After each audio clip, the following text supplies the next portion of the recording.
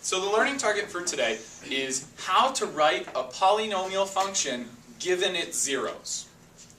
And so the zeros have another name too. They actually have two other names that we know them by. X-intercepts, so where the graph crosses the x-axis, or solutions. And you can call them any of those. So it's really quite simple once you get it. As I think about an example, let's get a marker that works. I don't think that one even works. As I think about an example where I was given the zeros, and when you're given zeros, they may look like this. They may look like x equals 2 and x equals 4. The way to do this is to set yourself up with linear binomials. Linear meaning the exponent is 1, binomials meaning there's two things. And so you say, here's my binomials, I'm going to put them both in here, and I'm going to multiply them. In order for this to be a 0, I'm going to put the opposite sign right here, and same thing here, I'm going to say x minus 4. The reason this works is because a 0 is any number for x that you can put in that will make the function equal to 0. And if I were to come back and substitute in a 2 into this function, and we'll put the function notation here so we know. If I were to say, well, what is f of 2? This is my check. F of 2 becomes 2 minus 2 times 2 minus 4. And it doesn't matter what this one is, because I'm multiplying. So when I do 2 minus 2 here, I get 0. And we all know that no matter what is here, 0 times that will equal 0. Such that my function, f of 2, remember our original 2 we put in, is going to equal 0. And that's why one of their other names is 0.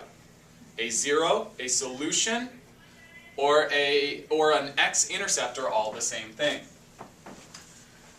So let's try one more example that looks a little bit different.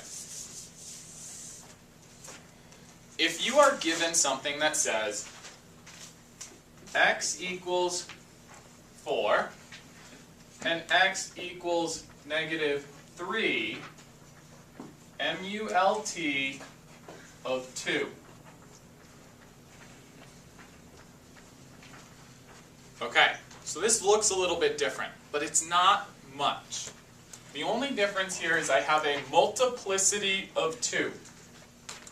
It means that I'm going to set up 1 for the 4, 1 for that 0, 1 binomial for the first negative 3, and 1 binomial for the second negative 3. I go back through, I put in my opposite sign, x minus 4, opposite sign, x plus 3, opposite sign, x plus 3. Now I'm going to look to distribute here, such that I could go f of x, and I could leave my function like this, but we know we want things in standard or general form. So if I want to put it in general form, I need to do some multiplication. So I've got x times x is x squared. Then you've got plus 3x minus 4x minus 12. Combine your like terms, it gives you x squared minus x minus 12. And now we have the times x plus 3.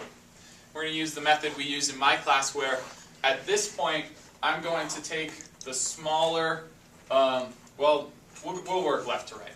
Let's say we had x squared, and I'm going to multiply it by those things. So x squared times x is x cubed. X squared times 3 is 3x squared.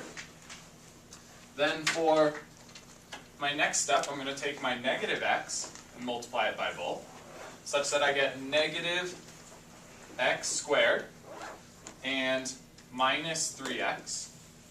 And last but not least, I'm going to take my negative 12 and multiply it by both things, so I get minus 12x minus 36. And you might be saying, why am I doing it like this? Well, I'm doing it like this because I'm going to come down and I'm going to combine all my like terms, so that I get x cubed, 3 minus 1 is plus 2x squared, negative 3, negative 12 is minus 15x, and minus 36.